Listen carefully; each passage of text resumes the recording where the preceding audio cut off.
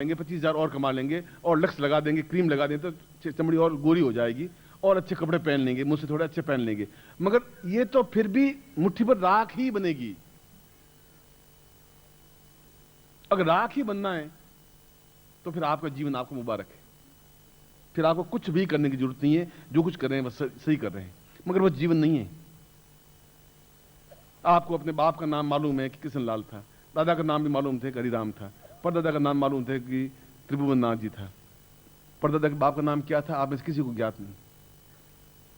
इतने बैठे हैं किसी को ज्ञात नहीं है परदादा के बाप का नाम। क्यों? आपका खून, आपके परदादा, आपको नाम ज्ञात नहीं। क्यों नहीं ज्ञात? क्योंकि उन्होंने कुछ किया ही नहीं, उनको कोई गुरु मिले ही नहीं, उन्होंने चेतना नहीं दी, इसलिए वो राख की ढेरी बनकर समाप्त हो गए। मेरे पिता, मेरे दादा भी ऐसे ही हो गए। मैं आपको दोष नहीं दे रहा हूं, आपके पूर्वजों के बारे में असमान प्रदर्शित नहीं कर रहा हूं, मैं तो बात बता रहा हूं। क्या उन्होंने कुछ किया? और आप भी वैसे ही समाप्त हो जाएंगे। तो फिर मेरा गुरु बनने से फायदा क्या हुआ? क्यों मैं चीख रहा हूं, क्या चिल्ला रहा हूं? रोटी के लिए?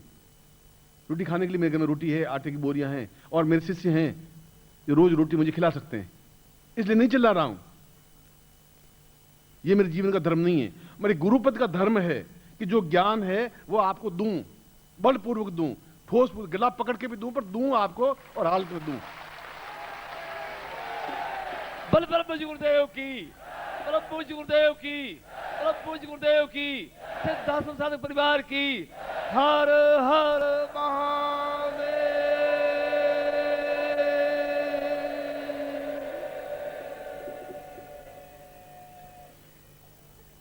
इसलिए यह प्रयोग, यह साधना, यह ज्ञान, यह चेतना ऐसी सामान्य चेतना नहीं है। ऐसा नहीं है कि आपको एक कुछ चौपाइयां सुना दी और आप खुश हो गए, आपकी प्रशंसा कर दी और खुश हो गए, दो चार चुटकुले सुना दिए और खुश हो गए। मैं ऐसा करता नहीं हूं। दूंगा तो बिल्कुल ठोस, प्रामाणिक, परिपक्व दूंगा, और आप कहीं पर भी उसको देख लें, तोड़ दें, अनुभव कर लें। और इस प्रकार का ज्ञान, इस प्रकार की चेतना देने वाले बहुत कम होंगे। होंगे तो जंगल में बैठे होंगे, सन्यास जी में बैठे होंगे, गुफा में बैठे होंगे, उनका यूज भी क्या? मैं उनसे, उनके बीच मेरे मतभेद इतना ही है। तुम गुफा में बैठे हुए क्या, ऐसे तो जंगल में शेर और रींछ और हाथी और ये सब बैठे हुए हैं गुफा में, तुम यहां क्या कर रहे हो? तुम्हारे ज्ञान के फायदा क्या है? उस समाज के बीच में खड़े हुई है।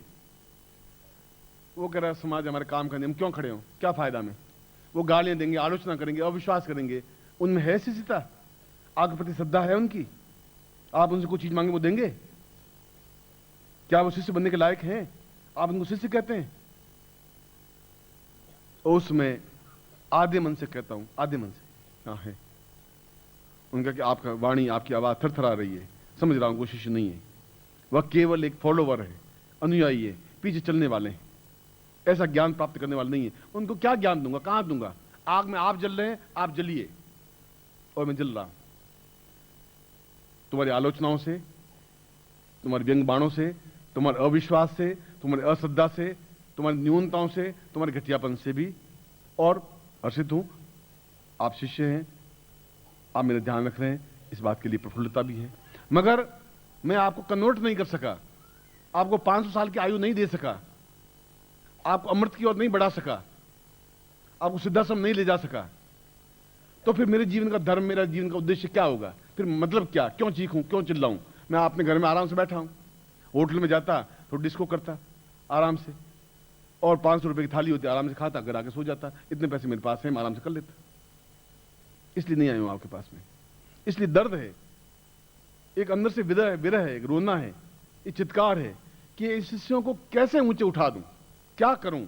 अगर खून का एक एक बूंद, एक एक कतरा भी आपके पास पहुंच जाए तो भी बहुत बड़ी बात है।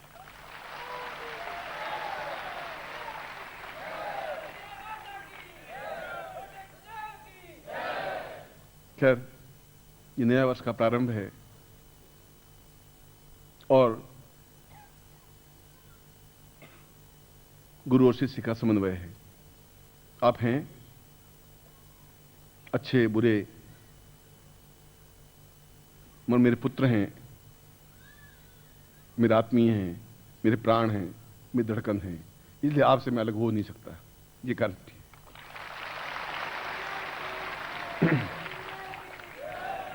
इसलिए मैं उस क्रिया योग को जागृत कर रहा हूं, मैं जागृत करूंगा कुछ समय बाद, जो कि अपने आप में मैंने कहा कि इस नए वर्ष में उच्च कोटि के प्रयोग ही संपन्न करवाऊंगा। यूं तो भोपाल में 21 अप्रैल को गुरु जन्म दिवस था, काफी साधना करवाई, मगर इस प्रकार की साधना करवाई नहीं, न गुरु पूर्णिमा पर, न गुरु जन्म दिवस पर, न अच्छ कोटि के साथ सन्यासियों को करवाई, ग्रस्तों को नहीं करवाई। न इसलिए करवाई कि आप संशय में आप झूल रहे हैं, बीच में झूल रहे हैं, पूर्ण रूप से समर्पित है नहीं। ऐसा कैसे गुरु जाए और आप पांव से लिपट करके अपने आप को समर्पित नहीं करते, ऐसी क्षमता आप में नहीं है।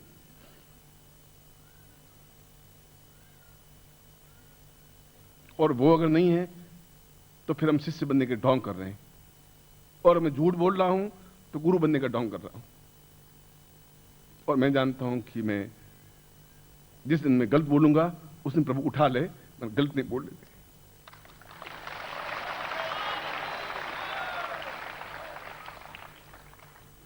खैर, मैंने अपनी बात, अपनी चेतना, अपना दर्द यह है कि मेरे शिष्य पर नहीं है,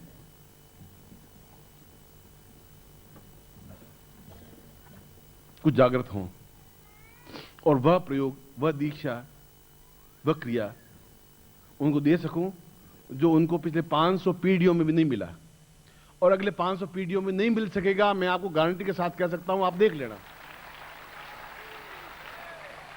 बल परम पूज्य गुरुदेव की, बल परम पूज्य गुरुदेव की, वंदलिया माता जी की, सिद्धाश्रम साधक परिवार की। हर हर महादेव।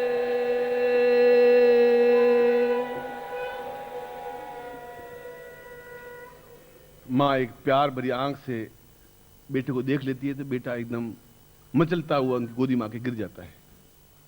माँ ने कोई हाथ नहीं लगाया उस पर, माँ ने आवाज भी नहीं दी, माँ ने बुलाया भी नहीं, बस एक प्यार भरी नजर से देखा। उस नजर में एक प्यार था, और वो बेटा मचलता उनकी गोद में आके सो गया। और अगर बड़ा बेटा है और माँ ने बहुत प्यार से उसको देखा है, उसकी आंख में आंसू टपकने लग गए। ये क्या है? उसके बीच में एक प्यार का प्रवाह हुआ। क्रिया योग भी एक प्रवाह है शक्ति का। उस आंख में जहां प्यार भी झलकता है, छल भी झलकता है, झूठ भी झलकता है, इस आंख से घृणा भी निकलती है। अपने आप आंख बोल देती है, घृणा निकल रही है, एक प्यार निकल रहा है, एक प्रेम निकल रहा है, एक श्रद्धा निकल रही है, एक समर्पण निकल रहा है, कि क्या निकल रहा है? क्योंकि आंख अपने आप में पूरे शरीर का दर्पण है, और इससे भी वह ज्वाला निकल सकती है जिसके माध्यम से पूरे मस्तिष्क की सारी ग्रंथियां अपने आप में जागृत हो जाती हैं, चैतन्य हो जाती हैं। आप अपने आप में एक अद्भुत व्यक्तित्व बन जाते हैं, आपके चेहरे पर एक आभा बन जाती है, एक तेजस्विता आ जाती है, एक एहसास होने लग जाता है कि आप कुछ हैं। आपके घर वाले, परिवार वाले कहते हैं कि ये कुछ अलग से हट करके है, इसमें कुछ विशेषता है। ऐसी विशेषता युक्त बनिए, सामान्य मनुष्य की तरह जिंदा मत रहिए। इसलिए इसके बाद में मैं 4 प्रयोग कहा था, 4 शायद नहीं करवा पाऊंगा, समय कम है, शायद 3 करवा पाऊं या 2 करवा पाऊं, मैं कुछ नहीं कर सकता, क्योंकि मुझे मुख्य रूप से राज्याभिषेक दीक्षा प्रयोग करवाना है, वह भी सही मुहूर्त में। वह तो मैंने कहा कि 1 मिनट ही बहुत है। अगर आपका माथा पकड़ के आधा घंटा बैठा रहूं और आप खुश हो कि अब सही ज्यादा अच्छा हुआ, तो शायद आपका पागलपन है। आधे घंटा खोपड़ी पकड़ने से तो ठीक होगा नहीं, आगे चक्कर जागृत होगा नहीं, थोड़ा मारने से भी आगे चक्कर जागृत होगा नहीं। वह तो एक क्षण झलकी और देखा और आप चेंज हुए, इतना ही। और फिर आप एहसास करें, मगर वो तीनों रास्ते आपके होने चाहिए, श्रद्धा, समर्पण और विश्वास। अगर वह नहीं है, आप मत गुरु मानिए, आप वहीं बैठी रहें, बीच में नहीं आए, प्लीज सिट डाउन। और ऐसा भी कोई काम करिए जिससे कि दूसरों को डिस्टर्ब हो। इन सब लोगों के प्रति भी मेरी जिम्मेवारी, उत्तरदायित्व उतना ही है। कोई लेडी आ लगाए, आप बाद में लगाइए, अपना उठ जाएगी। मालती मैं जानता हूं, बैतूल के वहां रहने वाली है और पूर्ण रूप से आज 20 साल से समर्पित है। मैं इस प्रयोग को समाप्त इस प्रयोग को, जो सूक्ष्म शरीर धारण प्रयोग है, उस प्रयोग को संपन्न करवाने के बाद फिर मैं आपको कुछ समय के लिए छोड़ूंगा। मगर आप ज़्यादा टाइम लगाते हैं, समय मेरे पास कम है।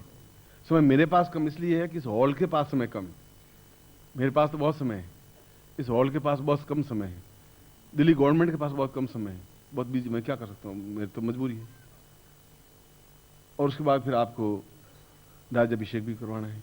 पर जितना भी होगा, जितना बांटना होगा उतना बांटूंगा। जिनके भाग्य में होगा वो मिल जाएगा, जिनके भाग्य में होगा वो नहीं मिल पाएगा। मैं तो घोड़े को ले जाके वो स्वच्छ तालाब के पास खड़ा कर सकता हूँ, ये बहुत पानी स्वच्छ है, तू पी ले, आंख ऊंची करके, और फिर लगाम खींचता हूँ, पी ले भाई, तृप्ति हो जाएगी, ये पानी बहुत स्वच्छ है।